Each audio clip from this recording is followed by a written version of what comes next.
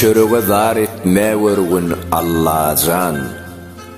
Kimse zardır bir dögüm çörük iymege, kimse zardır ece kaka diymege, kimse arzu eyler günü görmege. Ya Yaradan bugünümden ayırma. Şükür Allah'ım saçağımda barnanım, çaparın at kemiğin sağursa canım. İmanım abad et, berkeden sağım. Ya Yaradan pek yolumdan ayırma.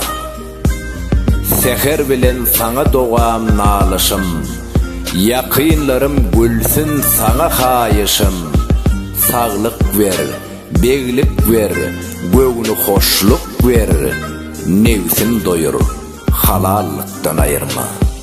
Kudreti işli Allah'can, ehli Türkmen doğanlamıdı, bir dögüm çörüğü zar etme vergün Allah'ım.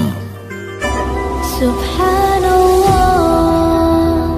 walhamdulillah, la ilahe illallah.